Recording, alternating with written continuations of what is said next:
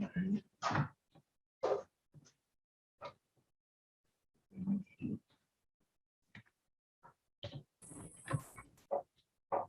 right, so while he's typing, someone to think about what is he doing first? You should probably get the 300,000. Right? Good. Yeah. Okay. That's not the answer, but that's Whoops. halfway there. Yeah. And then Now what is he doing? The president. So how do you go to work? So someone walked in at $300,000, you guarantee them a 1.5%. So the first number is how much money they need to have at the end of 10 years in order to defeat that requirement. So now what is he doing? He's answering the question. This is how much money he's going to put into that bucket. All right. So always think what you're actually calculating, because that makes it a lot easier to work the problem. Anybody agree with that answer? Yeah, I can't. I just brought my glasses. All right. So you're batting 100 so far. sweet.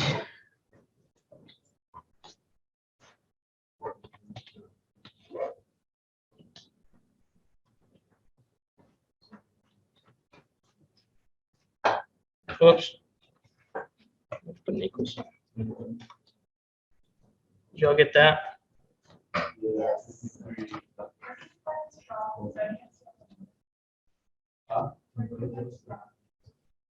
I gave it to you on last class. So you have it down.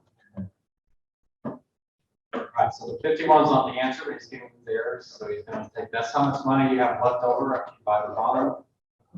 63, look right? Yeah. All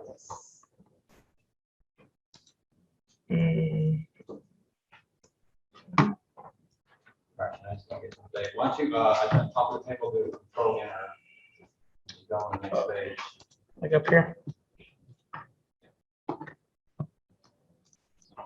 And highlight the whole table, or you write just, not the whole table, but the 50 part of the table. How do I do that? Just highlight it. Oh, like that.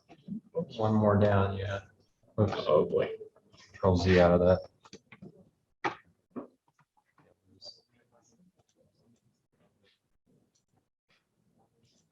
All right. Thank you. All right, so that should be the same as what you calculated in your very first calculation.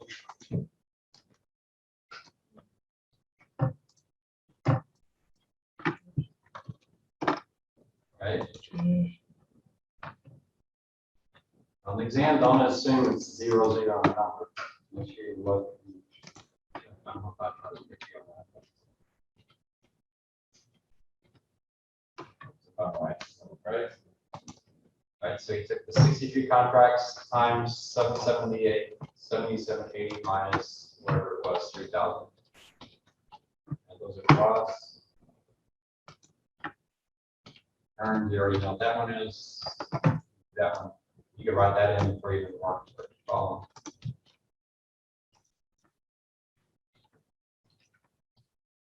Right? Great. Good. So far. Yeah, I can see I low with 10%. I got to find it this time.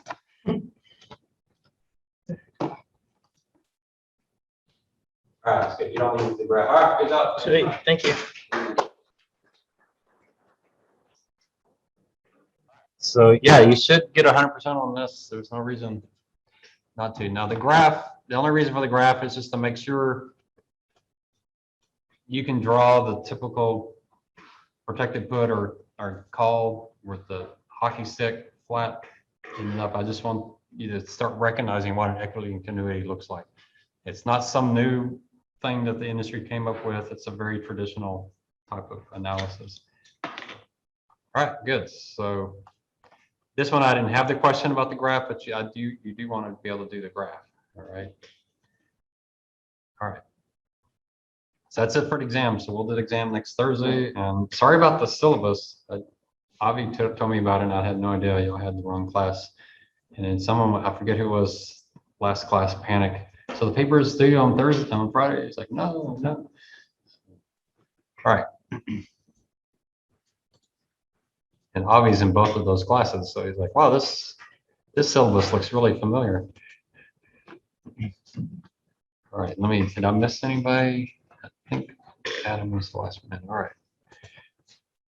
Okay, now, strange time, weird world. So let's talk about health care. I'll give you an introduction to healthcare. Some of the stuff you're not going to need for nor any paper in exam because the world's changing so much. This stuff is just not as critical to know the details. There are some classes that probably get into the details on these. I don't think it's that important. But the health insurance is covered by commercial insurers. Commercial insurers do sell health insurance. There's fewer and fewer and fewer of them. It's really somewhat of a shrinking industry. You do have Blue Cross Blue Shield organizations. We generally think of those as not-for-profits, but a lot of them now are quite huge and profitable. These are either hospitals that get together or doctors that get together and create this common practice where they have these prepaid medical services. I'm under a Blue Cross Blue Shield through UTSA. Captivity health providers, HMOs, these were the big things back in the 70s. There are some people who still think this is the solution to healthcare, but what health maintenance organizations said was, the big problem with healthcare is we've got too many specialists. People are going to the wrong doctor, spending too much money. Let's find the cheapest doctor we can find, which are these primary care physicians, and make everybody have to go through them. So if your primary care physician says you need to go see an oncologist, then that's fine. But it's got to go through them. And they're going to decide what care you need, not need.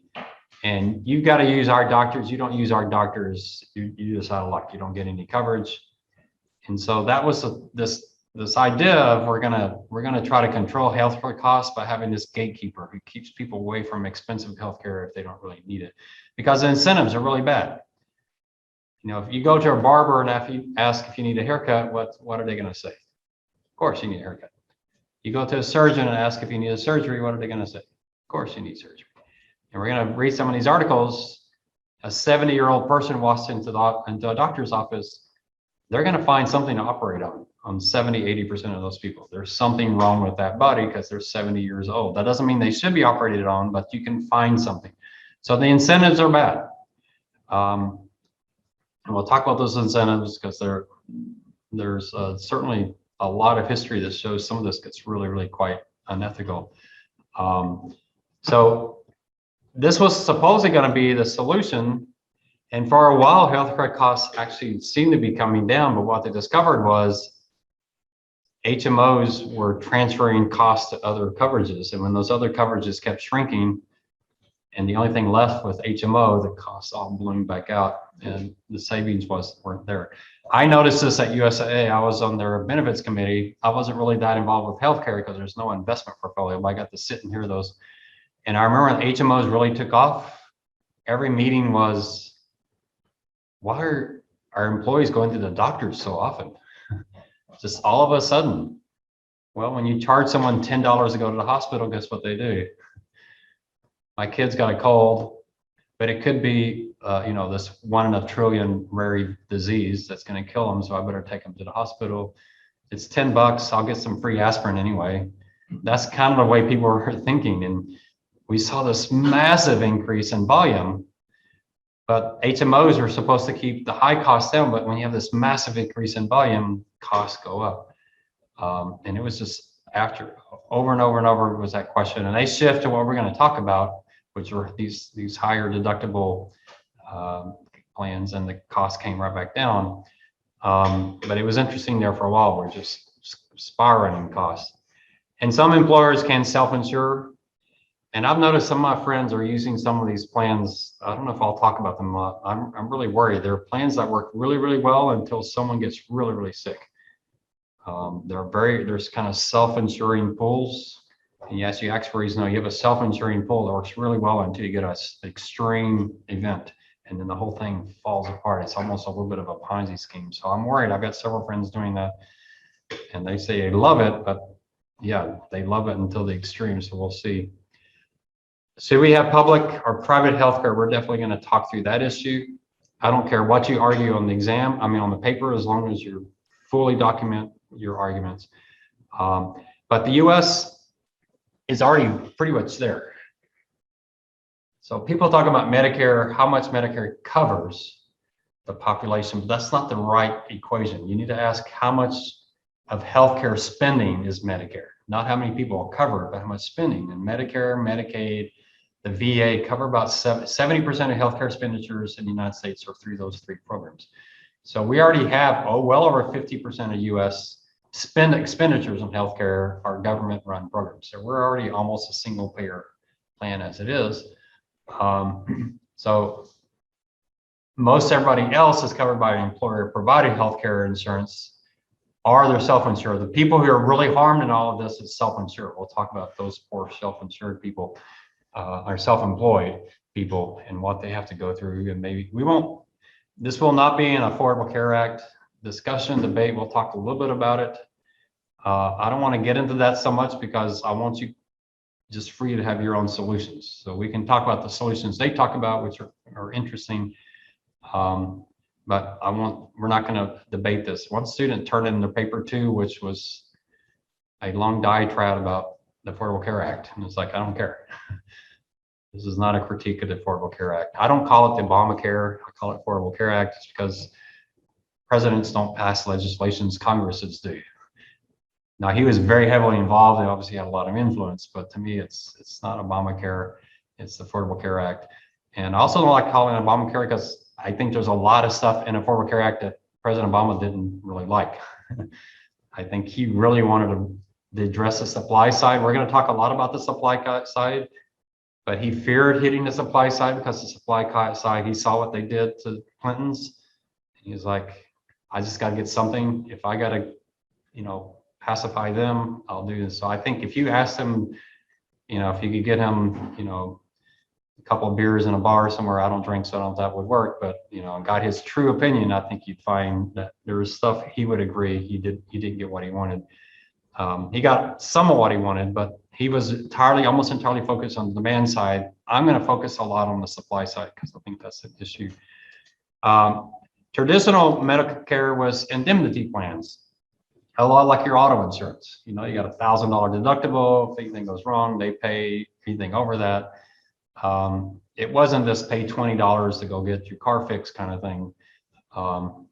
Most of it is group, employer provided.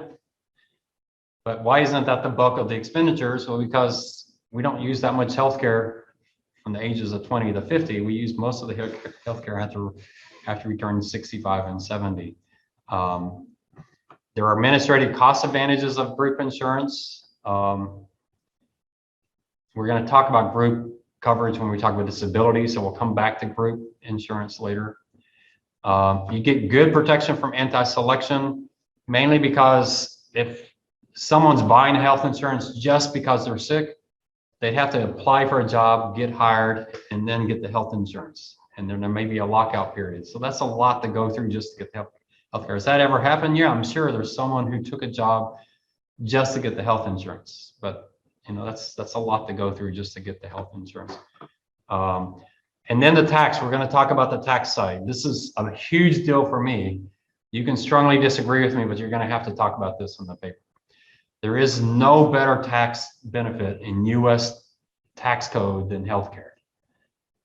And it is amazing. So it's the biggest in dollars, but it's also the most incredible. So usually with the IRS, if they give the employer a deduction, they're going to tax the employee. Or if they don't tax the employee now, they're going to tax the employee later. So your 401k plan, your employer gets a tax deduction, you don't pay tax, and it's tax deferred. But when you take that out, you're going to pay tax on it. Same thing with a pension plan. The employer gets a tax deduction, you don't pay any tax until you retire, and then you pay tax. But IRS is unlikely to give you a deduction today, deferral, and no tax at the end. But healthcare, the employer gets a tax deduction for a benefit they're paying you. You as an employee pay no tax on that, and you never pay tax on that. So deduction for the employer and total and complete tax-free for the employee. That is a massive tax deduction. Who benefits most from that tax deduction, do you think? Wealthier or poorer people? How's it skewed? Any guesses on that? Huh? Wealthier. Okay, have higher tax rates, right? So this is a huge tax benefit. So the wealthy benefit dramatically from this plan. They all have health insurance. A lot of poor people don't have health insurance, probably the bulk of the uninsured or poor people. But because their tax rates are 35%, they're getting this free benefit from their employer and pay no tax on it. So it's worth a huge amount to them. So it's a very skewed toward the wealth. It's skewed toward the wealthy. It's not as skewed as, say, the home interest deduction. That one's extremely skewed toward the wealthy, especially with itemized deduction now. What is the itemized deduction now? Like $18,000 or something, you know. I don't know how many people are getting a home interest deduction, except for maybe people living in California and Austin. You know, you have to have a pretty big house to get that deduction. So that one's skewed toward the wealthy, but this is skewed toward the wealthy as well. You're going to see my bias is eliminated. Start taxing healthcare benefits, but obviously that would not be politically. See how I can say your answer doesn't have to be politically viable. Can you imagine what one party would say about the other party if they proposed taxing healthcare benefits? It would just be a bloodbath for whichever party proposed that. But that's my argument. So that's why I say you can argue stuff that you know can't possibly get passed. And then portability is always an issue because it's tied to your employer. Since it's tied to your employer, you change jobs, you got an issue. This is another one of my biases. I don't think healthcare should be tied to the employment. So we can debate that certainly. How many of you get your auto insurance from your employer? Anybody? You might get some life insurance from your employer, yeah, but why is health insurance? We'll talk about why is it tied to the employer? Now, Congress has tried to address that with HIPAA, but it is an issue. Pre-existing conditions is an issue. You're going to see my proposal on addressing pre-existing conditions. How did President Obama address pre-existing conditions? Made it mandatory. You don't buy healthcare, you got to pay a penalty. That's how he did it. What did Hillary Clinton think of that? She was furious. What was she furious? Y'all remember this? What were y'all, like 3 years old in that election? When was that? I lose track of time. So that was like 12 years ago. Y'all were in the middle. Y'all weren't even paying attention, were you? So Hillary Clinton came out and said, if you're going to have healthcare, it's got to be mandatory. You got to get everybody to buy it. Why? Because of this pre-existing condition. If you don't require everybody to buy it, then who buys it? Just the sick people buy it. And then if the government, if you have to be providing healthcare at a fixed rate, then why buy it until you're sick? Right? If you get this subsidized rate, then say, hey, you know what? I'll just go uninsured, and if I get sick, I'll run by some healthcare. So Hillary Clinton's like, you got to make it mandatory. In the debates, President Obama said, no, you don't have to make it mandatory. That's stupid. That's un-American. And then he gets in office, and what does he discover? Got to make it mandatory. So he became a disciple real quickly on that. Now, did he change his mind, or did he know? Who knows what's going on in politics? I have no idea. But I think some of this, you get in office and you see what you're dealing with, and you're like, you know, I was wrong on that. We got to do a mandatory. And then what did Trump do? You want to take that mandatory away. So think about it. Once a year, you can jump into an insurance pool and they cannot ding you for bad health. If I were your age, I'd be really tempted to go uninsured and just jump into that window every November. I'm not saying y'all should do that, but you know, when I got healthcare in my 20s, I was like, USAA, what's the highest deductible I can get?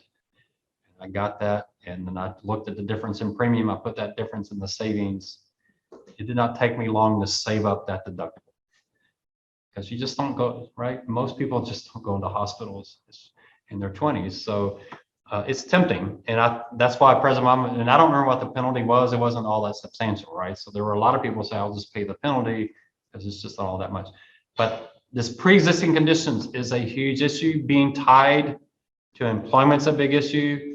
One of the reasons it's tied to employment is because of the tax treatment. That tax treatment really requires you to tie to your employer, because your personal If you buy insurance yourself, there's no tax deduction for that, so you completely lose it. The only way you get that tax benefit is to get your insurance through an employer.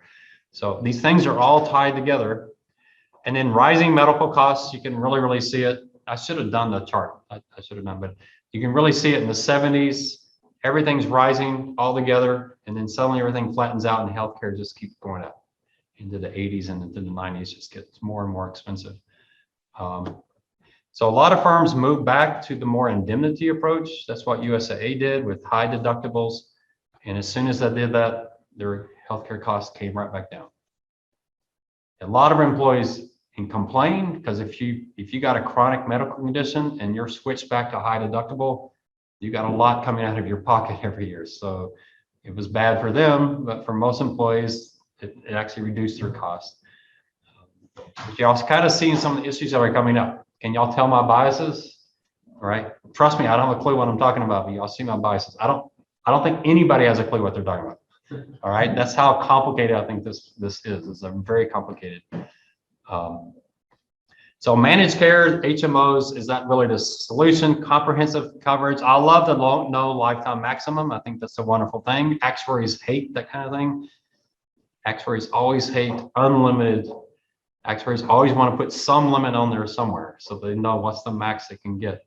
I know, like I was working with actuaries with our UK business or our European business, and Italy has this no max on their auto insurance, and all the actuaries hate it. It's like, how do you get a price for something where you could pay out billions of dollars? It just doesn't make sense.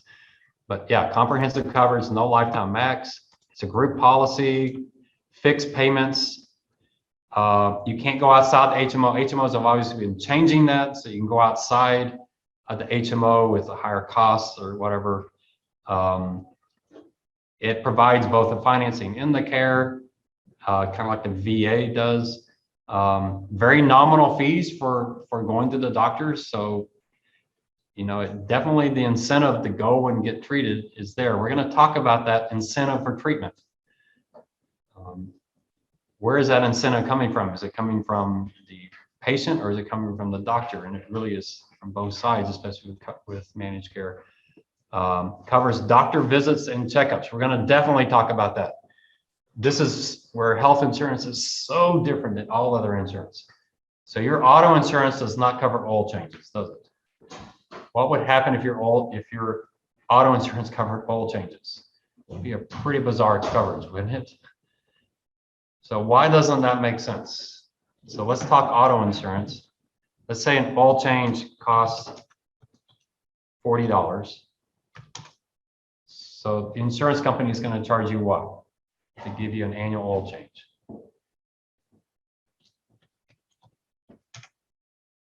If the oil change is $40, but you're not going to pay the Jippies or whatever it is. Is it Jippies? Jiffies is the peanut butter. Jiffies. So you're not going to pay them. Instead, you're going to pay State Farm. And State Farm is going to pay Jiffies. Jiffy charges $40. State Farm's going to pay them $40. How much is your insurance going to cost? Well, we'll get to that usage question, but if everybody uses it, so let's say everybody gets an oil change every year. So that's a good point. So everybody goes and gets an oil change. What is State Farm going to charge? They can't charge $40 because they got all these employees. Now someone says, well, they'll get this group deal, but no, is that really going to cut Jiffy's costs that much? Doesn't make sense to pay $50 in insurance to cover $40 oil changes. Well, but checkups, an annual checkup, how unknown is that? I mean, when's the last time you're walking down the street and you accidentally got a doctor's visit? I mean, it doesn't happen, right? It's pretty planned. We know we're going to go to the doctor. I mean, it's not exactly the same. I agree, Linda. It's not exactly the same, but it's very, very similar. Doctor visits, they're high frequency. You go to the doctor once a year. It's planned. You know exactly when it's going. Now let's talk Lindy's point, because this is my debate when President Obama had this argument. This is the pay me now or pay me later argument. He made it. He said, we got to get people to go to the doctor so we can catch the cancer earlier. All right. So my thought was, well, that's that's pretty ridiculous. You got all these 25-year-old men and you're going to pay for their annual doctor visit. That's going to be an incredible waste of time, because what do doctors do for 25-year-old men? They don't catch anything. Right? You might say, well, there's some 25-year-old men with really serious heart ailments. You've seen them. Some of these people have died playing basketball, right? These NBA stars. That's true, but the doctor visit wouldn't have caught that. They're not going to do the test to find that ailment at a regular doctor visit. They wouldn't have caught it anyway. Right? So you're spending money. What are they going to spend money on? You're healthy, go home. You're healthy, you go home. Just person after person, you're healthy, go home. But to Lindy's point, what are most 25-year-old men going to do, even though it is covered? They're not going to go. Right? It's going to be a waste of their time, so they're just not going to do it anyway. So, you know, I can kind of see that. But the other argument I'm going to make, and we're going to see this, this is where I was most strongly disagreed. If a 60-year-old goes to the doctor visit, what's going to happen now? They are going to find stuff, right? They're going to do the, well, we're going to talk about some of these tests that they run where they normally find something that if they had not found it, if this person had not gone to the doctor, they would not have the surgery and they would have lived just as long as if they had the surgery. Okay, we're gonna talk through this unnecessary treatment, and that's the problem. It is not pay me now or pay me later. Y'all have heard that argument, right? Pay me now for the oil change. That used to be a commercial, I think, for oil changes. Pay me now, get the oil change now, or don't get the oil change, and later you're going to have an engine replaced. So do you want to pay $40 now or $2,000 later? That's the argument. That's the argument President Obama was making. Pay $100 for a doctor checkup now, or pay $3,000 for some cancer treatment in the future. I don't think that argument works, and we'll see why it may not work. So, maybe it's like their thought process is that you go to the doctor young and then start being more aware of health, then as you're 60, you're already be like on a healthy lifestyle. it could. You have to see some numbers and see. We're going to actually talk about the lifestyle, how can change. Wait, let's talk about this. I don't want to, you know, step on any toes, but let's say you have a relative in their 60s. Let's say they're significantly overweight, 200 pounds overweight, heavy smoker, heavy drinker, and they're having some health problems. Do you have any clues what they might need? Any ideas? A lifestyle thing: exercise, stop smoking, stop drinking. How effective would that be? Exercise, stop smoking, stop drinking. Pretty immediate, right? What is that person going to do? Go to the doctor. They're going to get heart medicine, diabetes medicine. How much will their insurance pay for the gym membership? Zero. What is their doctor going to do to get them to be on a better diet? You need to eat better. How effective is that? They're coming to the doctor for all this stuff, so they don't have to eat better. All this medications, cholesterol medication, stents, all that kind of stuff. What if healthcare said, you can go to the doctor, but if you lose 50 pounds this next year, we'll pay you $5,000. How would that work? So you lose 50 pounds, we'll pay you $5,000. If we pay you $5,000, you can go off to buy diabetes medicine, which is $10,000. We say $5,000, you get $5,000. Would that work? I don't know. I know a lot of people that 5,000 is not enough to get them to exercise. We did this with one guy I was working with. We changed his so that we went to a high deductible and we let him get an HSA. We'll talk about the HSA. He gets to keep that HSA. He's like, you mean if I don't go to the doctor, I get to keep all this money? He's like, yeah. And that worked for like 3 months. And after 3 months, he was right back to where he was. It's tough, right? Because, and this is all what I always argue, if $5,000 an incentive, why isn't death an incentive? You only get one shot at this life. You only go through it once. You only get one body. That to me seems like that's enough incentive by itself. So I'm not so sure if an extra $5,000, if that's not enough incentive, then what's an extra $5,000? But we're going to talk about that. And that's where we're going to get it with Michael Porter and some of these other articles. In fact, it's the second article we're going to do. He says we need to look at this more holistically. Healthcare only pays for treatment, but health is a lot more than treatment. it's exercise, it's biking paths, it's clean water, right? In some of these countries, what was the city that had the Michigan. Flint, Michigan, right? Would we have been better off health-wise to fix their water? You know, so there's other ways we could spend all this money besides just paying on doctors. Can we change incentives and do that? So is the right answer to encourage people to go to doctors and hospitals who have an incentive to treat you? Are there better ways to do this? So I want you thinking about that as you get into the solutions that you talk about. But that was HMOs, was this focus on wellness, but is there a better way to do that? And then you have this primary care physician. I went get 35 years without a primary care physician. I finally had to get one because I had some health issues come up and I had no choice. I thought I could just go to the emergency clinics, but they're like, no, we're not your doctor. If you're bleeding, laying on the floor, we can help you out a little, but other than that, we can't. PPOs and POSs and those kind of things, I don't really care on the details on these. It's just other ways of putting this together, really addressing that issue of the HMO not letting you use other doctors outside the HMO, trying to address that issue, trying to find other ways to do it. None of these have solved the medical inflation problem. So we still have huge medical inflation. So what I want to do now is I want to go through some of these articles. Y'all remember what I said the last class. So as we go through these articles, I'll tell you what article I'm in, and then you've got to start collecting what you want to draw in on your paper. So we've got the problem and we've got the solution. This first article is an old article. It's 20 years old, but I love it. First of all, it's still completely current. There's nothing in this article that you can't say today. But second, it's who wrote the article, which I think is really, really interesting. So it was written by the Commissioner of the District of Columbia, Commissioner of Insurance. Now, politically, what do you think of DC? Is that a middle, left, or right city? Very far left. That's about as far left you can get, right? But this guy was appointed by a Republican, was a Republican. He's very libertarian. You're going to see reading through, he's very libertarian. So I'm starting off with a libertarian. You can say, okay, you're starting far right. Our second article is someone on the far left. And I think you're going to be amazed how much similar things they're saying. Okay, I'm of the opinion that there's a lot of consensus on healthcare, except for politicians.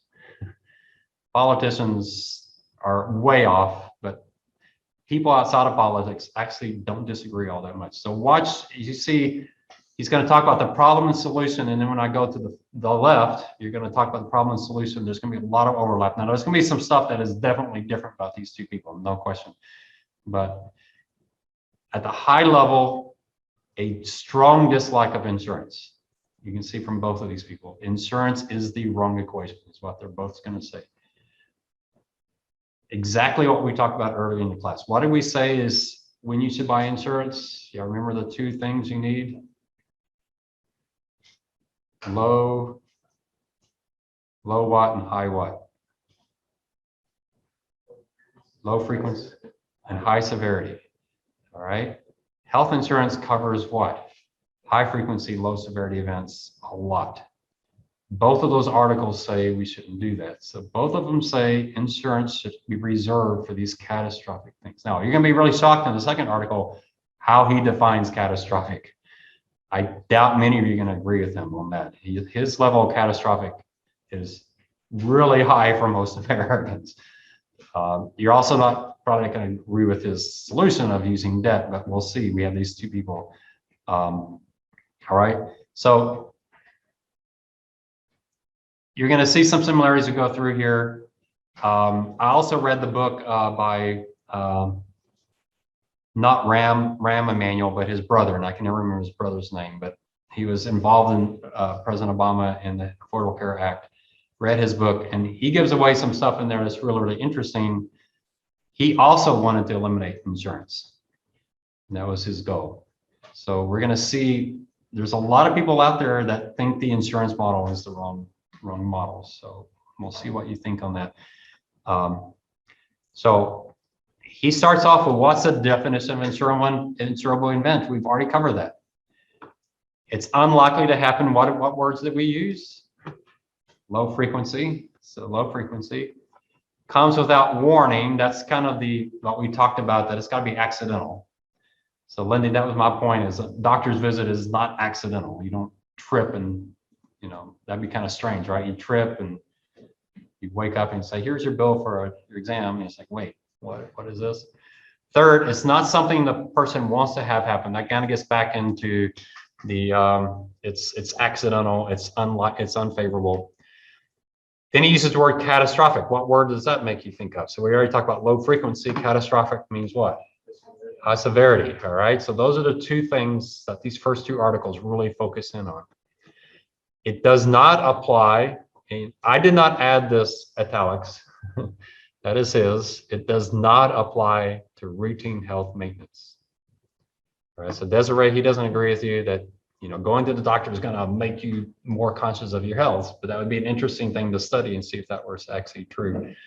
The current paradigm, and he wrote this when the word paradigm was still allowed. You're not allowed to use that word anymore, but yet the current paradigm for payment of healthcare tries to cover both of these.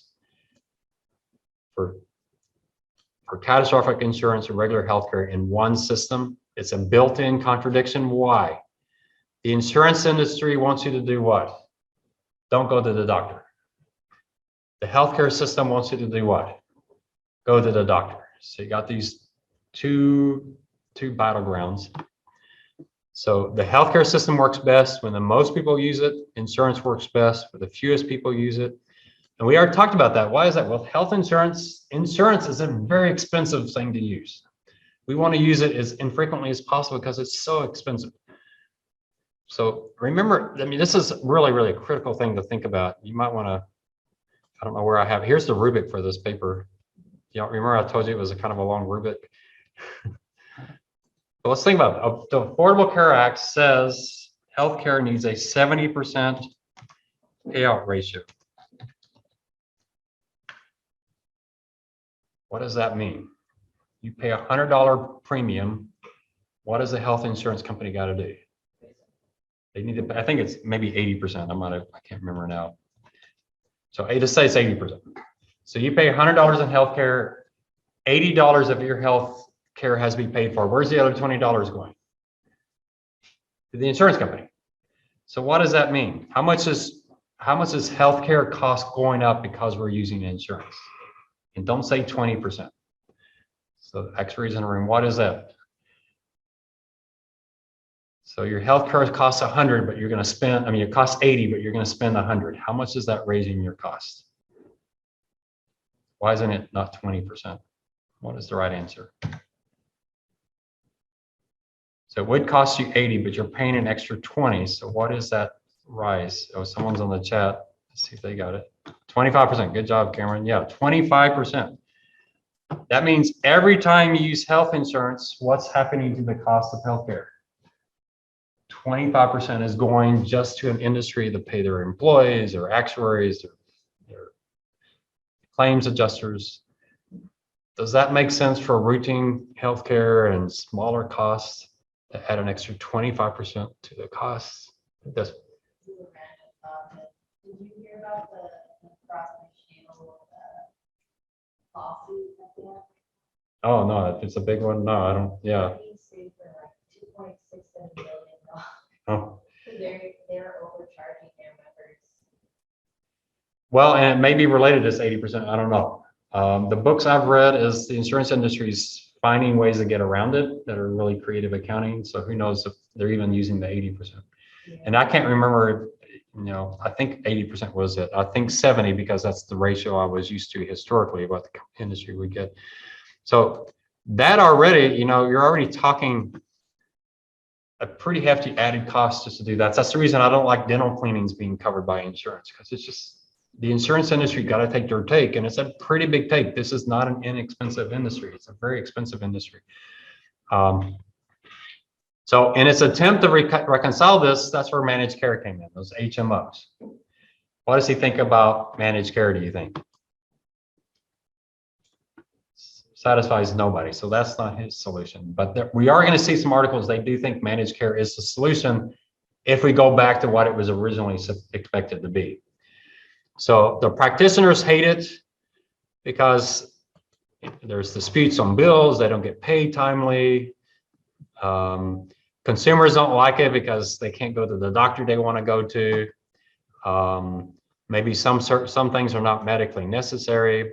We're going to talk about the UK plan because everybody talks about the UK having the best healthcare in the world. We'll talk about some of the issues they have. Boy, they're strict on this. If this is not covered, you're not covered. That one story of that family that had a child that they wanted to take to Italy or wherever it was and get treatment, and the doctor was willing to do it, and they were going to pay for it in their own pocket, and UK said, no, you can't do that. That seems really un-American to us, but it's the UK, so that's okay. But they're real strict on that. So we'll talk about their approach. Legislators respond by doing what? Mandating. When government mandates, what does that solve? Just raises costs for everybody. Right? Do you want the government to mandate things if that's something you're never going to have to deal with? It's just going to come out of you're going to have to pay for stuff that you never need. So mandating. We'll talk about how governments do this. Government says, you know what, we're going to mandate it, and then we're going to reduce the price. What happens when you reduce prices but you don't reduce costs? Something's got to give, right? What do Medicare doctors do? Well, we can only get $50 for that. But you know what? We'll start doing 20 more of these tests. And every time that happens, the costs don't go down. The costs go up because they just shift it somewhere else. Now, when you say, why doesn't Medicare fix that? We're going to read about that. Why doesn't Medicare just control that? Well, if you look at the volume of claims Medicare handles, they can't look at that stuff. I mean, they're just stamping and paying. It's a massive system and it's so complicated. I'm going to show you some really shocking things about Medicare. It really is pretty amazing.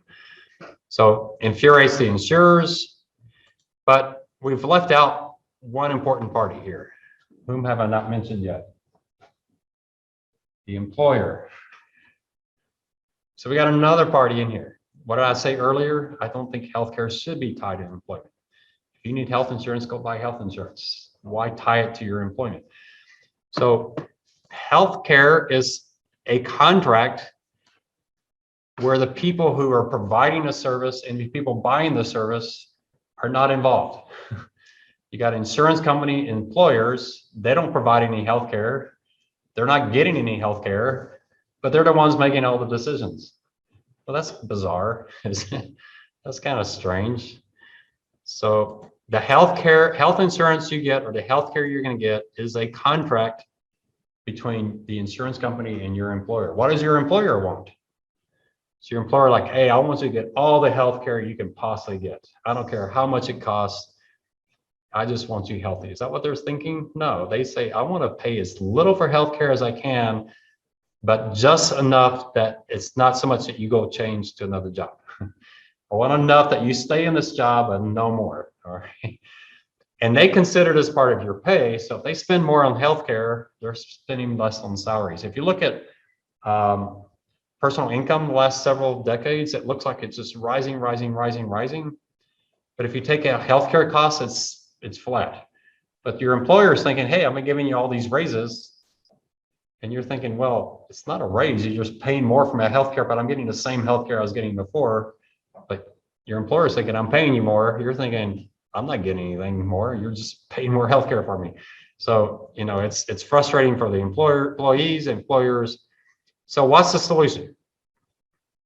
What is the answer? So here's the paper in a nutshell. He doesn't cover enough issues, but here it is. So he's got the problem. The problem is too much insurance, not the right answer.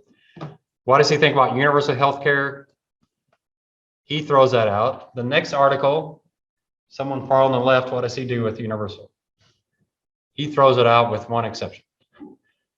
He says, we don't want the government except for this massive catastrophic coverage. So he wants the government to step in for healthcare over $300,000. So when you have that, massive thing. So that's his, but he also doesn't like insurance. So it's pretty interesting, right? You got two sides. This is pretty far right, libertarian. and this guy's pretty far left. So they're both saying the same thing. Insurance, they're saying insurance is part of the problem. It's the wrong payment mechanism because it has all the wrong incentives. I don't think government can solve these issues any better than private insurers, even though the government is the bulk of our healthcare costs. I'm going to try to somewhat convince you of that when I'm going to show you this one book I really, really like. I encourage you to read this book. I think you find it pretty shocking, but it goes into quite a bit of detail on Medicare, its incentives, and also how Congress reacts to it. Congress is scared to death of senior citizens, which means Congress will rip you off as young people to keep those people happy, and they don't care. So, you know, you guys have an incentive to get this thing fixed because Medicare is a huge gorilla that is going to take a lot of your wealth during your lifetime if we don't get it fixed. So I'm going to show you some of those numbers. They're pretty scary numbers. So he's going to say there's two tiers. So what are the two tiers? High frequency, low severity, low frequency, high severity. All right. So he took my class. That's what insurance is for.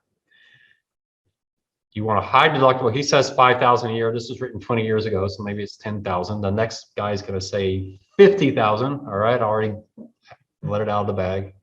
So, you know, we see all these high deductible plans like 50,000. Like, what? So he's a little bit. He wants an upper limit. Now, I'm one of those that, boy, I kind of like not having an upper limit. There's going to be some kind of ethical issues you have to deal with. Is there a healthcare that's so extreme you have to say, you know what, you had a good life. We're not gonna. There's a video I want you to watch. That's you're gonna see it. It's really painful to watch. This elderly woman. She's brain dead. She's in a hospital bed.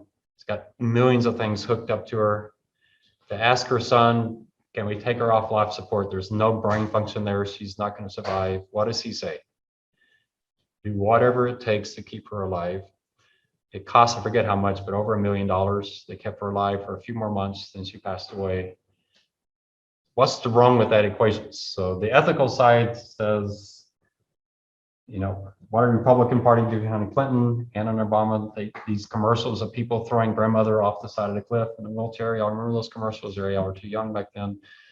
But it's, that's the argument they make. But should a healthcare system spend $1 million to keep a brain dead person in a hospital? So you say, well, yeah, we're ethically required, but here's the other side. What if we took that $1 million and spent it in Flint, Michigan to fix the water? Right? There's always choices. How many people could you have helped with $1 million? And that's what the second article is going to talk about. Are there better ways to spend this money? And this end of life is one of the issues we're going to talk about. We spend a lot of money on the end of life. We're also going to see some articles that it's almost a waste of money because the studies they found, you can put people on hospice care, or you can put them in the hospital with the highest treatment possible. Hospice care costs a few $1,000s. The hospital costs hundreds of thousands. And what they discovered is that people in hospice actually live longer. And what's the better lifestyle? You know, I don't know, this Thanksgiving, they're not gonna like seeing you coming, but if your grandparents, you know, hey grandma, would you rather spend the last few days of your life at home surrounded by your family? Or do you want us to hook you up into a hospital bed to do whatever it takes to keep you alive for 2 weeks instead of 1 week? Which would you rather have? I was talking to a family where I ride my bike. The lady lived there, she passed away, and I was talking to her daughter and says, no, she stayed at home. She did not want to go to the hospital. She wanted to be home, surrounded by her family. She died peacefully at home. Didn't cost much. She maybe could have stayed alive an extra 2 days if she went to the hospital. So we're going to handle those issues. That's a huge, huge, huge expense that we spend at the end of the life. Is that what we should do? And who should make that decision, right? That's the touchier part of who should make that decision. So he made that decision to keep his mother alive. Why did he make that decision, do you think? Who was paying for all of that? You were. Medicare was paying for that. What if he had to pay that $1 million bill? Would he change his opinion? What if there was no Medicare for that? What if Medicare said, that's fine. If he wants to pay for that, that's fine. We're not going to cover that treatment. Do you think he would have changed his opinion? I don't want to speak for him, but maybe so. Such insurance would also cover the cost of any chronic illness treatment that exceeded deductible. So that means people with chronic illness are seeing what? An extra $5,000 they got to pay out of pocket. Is that fair?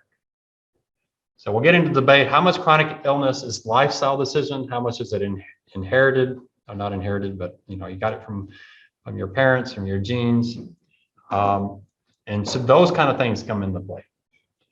I remember during the Clinton debate, one of the Congress people got up and said, this thing's unfair because it charges smokers more than non-smokers, and smokers don't have any choice about being smokers. They're in these jobs where everybody smokes, and she was irate that smokers can be charged more. Does that seem unfair or does that seem fair? Should smokers have to pay more for health insurance than non-smokers? Her argument was no, everybody should be charged the same. So there's arguments on all sides. How much the lifestyle impact, how much you pay.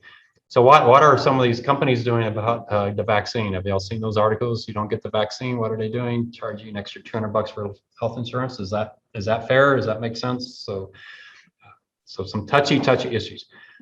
The second tier is, so what do you do with that stuff under $5,000? And he says insurance is not the answer. Why? Because they're just going to add 25% to the cost. They're not going to, there's nothing else. They don't have any buying power. There's nothing they can add to make this better. So what do you do? He's going to say, this is out of the pocket, but maybe we should sweeten a little bit with the health savings account. This health savings account is this tax favored account. What most of them, we'll talk about them more, but what most of them is the employer puts money into your health savings account tax-free. You get to use it for health insurance, or healthcare. If you don't use it for the healthcare, it just goes into your retirement. So it's a little bit of incentive, right? Because if you use it for healthcare, you don't get to use it for retirement. So maybe that'll help keep you healthy. So we'll talk about that. So most people, it's just out of pocket, maybe a health savings account. So maybe an employer-based system would be good to kind of set up these type of things. Maybe actually the employer could help save money. Maybe the employer could have some deal with a certain group of doctors and say, hey, if you take our employees, give us a 50% discount or 40% discount. Maybe there's a role for employers there. And then what to do with all the money they're saving? I'm actually going to show you the math on this. It's pretty shocking. The employer, instead of paying $15,000 for healthcare, now they're paying $2,000 for your healthcare. Now they got $13,000. They can now give that to you in salary. That sounds kind of nice, right? Would they actually do that? Well, most studies say yes. Most studies say when you cut compensation here, most of that goes to the employees. It's more compensation somewhere else. So the employers, maybe not 100%, but most of that's just going to go back as higher pay. And what about those people who just are not employed? So that's where the government steps in. He talks about membership in some kind of prepaid health plan. So first article says health insurance is part of the problem. Let's go back to high deductibles covering low frequency, high severity events. And then now obviously chronic illnesses that he talks about, that is a special case. Because chronic illnesses are not low frequency, they're ongoing. So those people are going to spend more money, and is that fair? So you'll have to address that issue. All right, any questions on that? Kind of see where we're going. You are getting the notes down. I need to be typing and writing really fast. Otherwise, you're going to have to write this paper from scratch. So you should have a good chunk. This covers about 3 or 4 things in that rubric. And I do try to highlight as we go, but you're going to see it's pretty lengthy, so you're going to need to take notes. So this is the first article. This guy Murrell, or whatever his name is, Murrell, old article. All right, let's start the second article because I want to show you how similar it is to this first article. So I just said the first one, we call it insurance, and that's not healthy. Interesting article, well-written article. This next one is an article, but it's also a book. And I've read both the article and the book. The book is not radically different than the article. It just has more examples and more details. But it's called How the Healthcare Center, how Healthcare Killed My Father. So that's kind of an, you know, he knows how to get people to read his articles. I don't know if this link works anymore. I should always check them out. Let's see. Who knows? Probably not, right? Because it's a, oh, there it is right there. So David Goldhill. So you can look him up if you want to read his book. It was a good book. He's a good writer. He's a journalist. He's not a politician. He's not a healthcare provider. So he's a journalist that wrote about his own personal experience.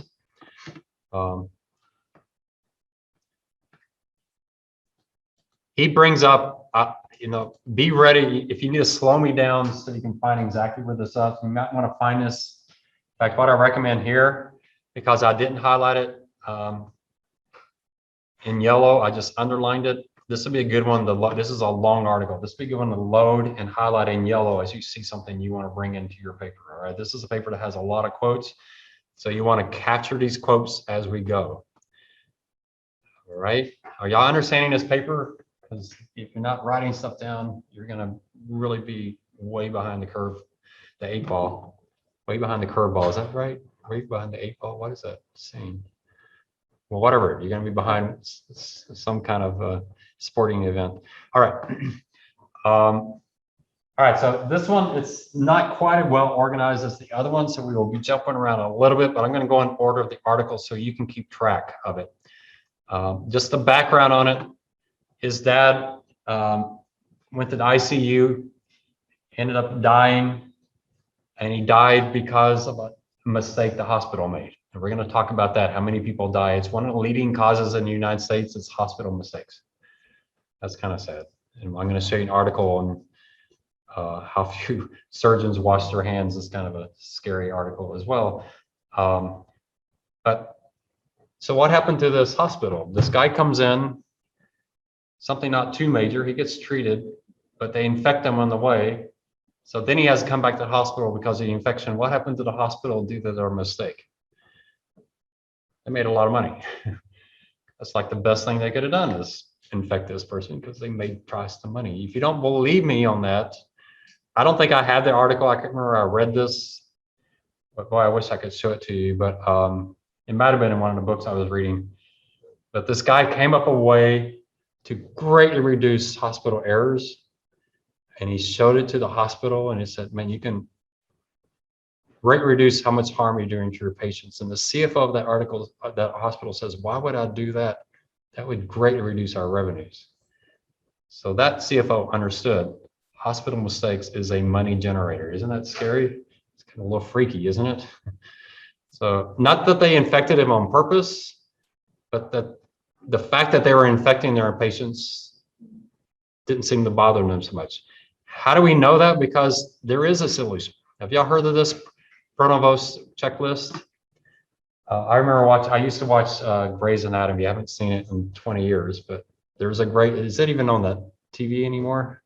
It's probably reruns or something, Netflix. So I haven't watched it in a while, but I remember there was this doctor that actually brought in the Pronovos checklist in the hospital, and they did it just like you normally see it, where all the other doctors are like, "Are you give me a break? We're professionals. We don't need some checklist. We know how to do our jobs." And she finally, by the end, convinced them that they needed to have a checklist. I also watch. There's a really great TV series on airplane crashes, and y'all watch strange stuff, but I love stuff related to risk management. I don't know if y'all realize the checklist that pilots have. And boy, watching that program, how many planes have crashed because a pilot skipped one step on that checklist? And you think you're a pilot, you fly all the time, why would you need a checklist? But there's several accidents where they just missed one little thing, didn't realize the flaps were down or whatever, and there's this crash. Same thing with hospitals.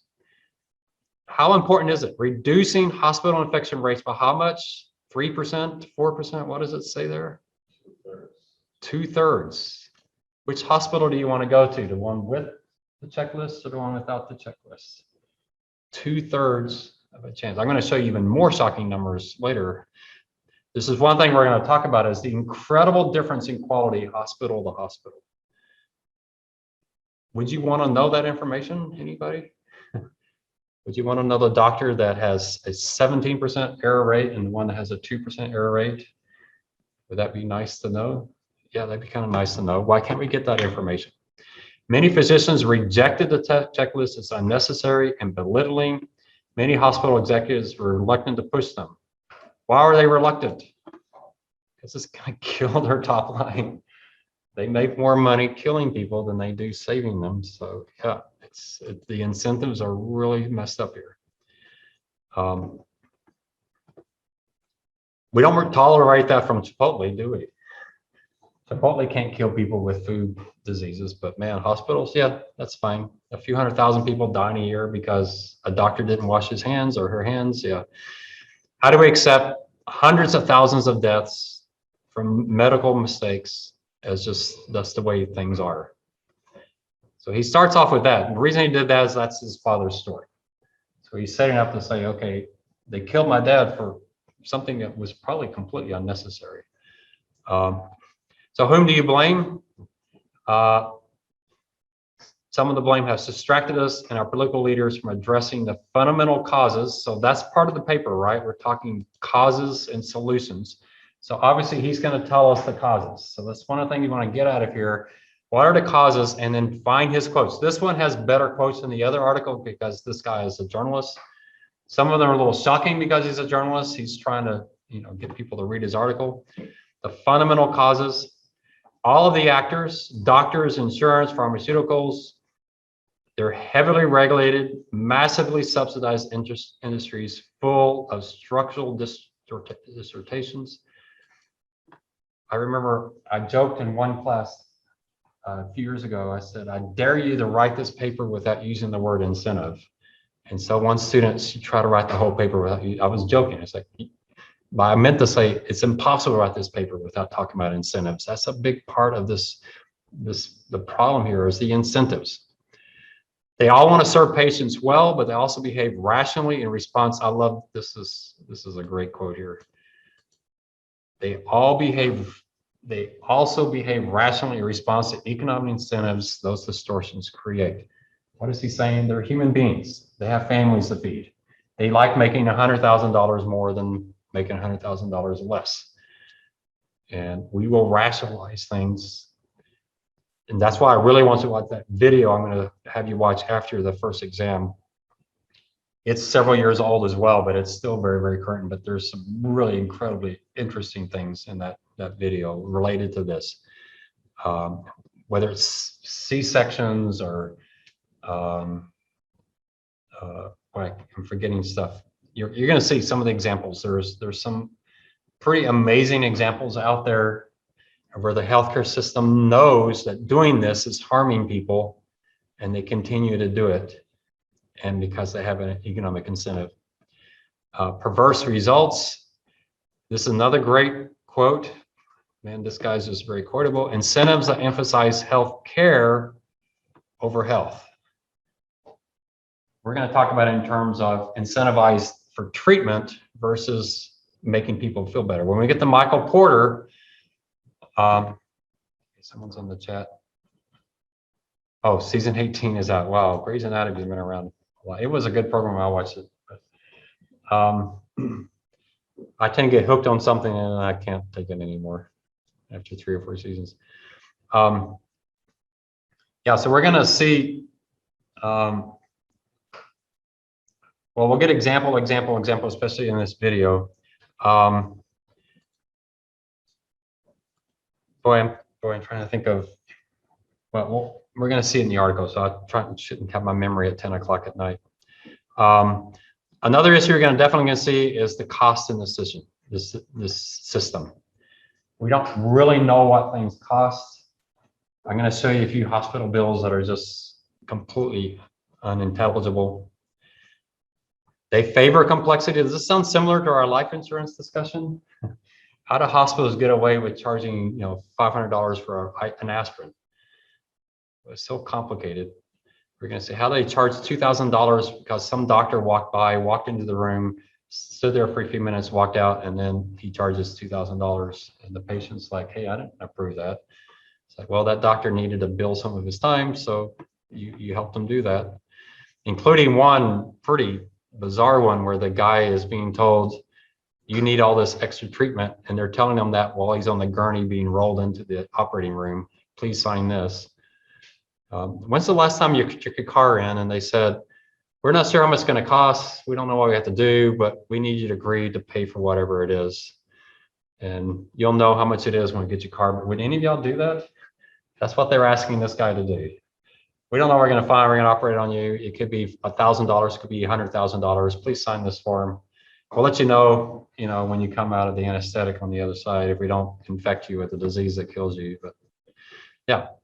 I think insurance is also charged when you have a baby to do skin-to-skin contact. Yeah, we're going to talk about some of those things. They're pretty. It's pretty amazing what they get away with. Yeah, these unintended bills. Ambulances is another place where it's just like people are really shocked. Complexity. Discourage transparent competition. I think that's a huge one. We're going to talk about some of the solutions on this competitive side that I think are pretty amazing. I'll show you some of the websites of what people are trying to do. Result in a generational pyramid scheme rather than sustainable financing. Most important, remove consumers from our irreplaceable role. So how do you get the consumer in there? That's one of the questions. How do you make, when you don't pay the bill, when the insurance is paying the bill, you're a very different actor than when you're paying the bill. How do we get the consumer back into that equation? Now you might say, well, I never want to be, I'm not going to go find the cheapest heart surgeon. Why would I do that? Well, what if the cheapest heart surgeon has the exact same quality outcome as the most expensive? We're going to see one example here of in the US, a heart surgery costs $300,000. And there's a guy in India doing it for $5,000, and his quality is just as good as the US doctors. There's people flying to India that have the operation because they can save $295,000, right? And they can have a nice little vacation while they're there. And he has the exact same quality as US doctors. Well, but what don't you have? You don't have those quality numbers. So if you don't have the quality numbers, what do you assume? The expensive doctor is better than the cheap doctor. It's the logical thing to assume, but if that's not true, how do we unleash you? If you knew what the quality standards were and the cost, would you behave differently? But right now, you don't know either one of those things, so how do you behave? It's like, you don't care. In fact, there's one business that says, hey, if you be willing to drive an extra 10 minutes, we'll pay you $50. Why? Because the test there only costs $100, and where they're going, it costs $500. That sounds interesting, right? Would you be willing to drive an extra 10 minutes if they pay you $50 so that you can save the insurance company $400? Yeah, that might be an incentive. So we're going to talk about some of these incentives. How do we incentivize the consumer to treat healthcare the way they do cars and clothing and food and everything else? So, all right, let's stop it there. You'll see where we're going. I'm hoping y'all are taking notes. I'm worried some of y'all are not getting into this here. So it's going to get pretty intense. So any questions what we're doing so far? And don't rely on the videos because you certainly won't have to watch the class all over again. You're sitting here now. You should be writing your paper right now. Okay, bring in your lap. I don't generally like laptops. Bring them in. All right. So I'm hoping y'all I love this stuff. I hope y'all at least halfway like it because I find it incredibly fascinating. All right. Thanks, everybody.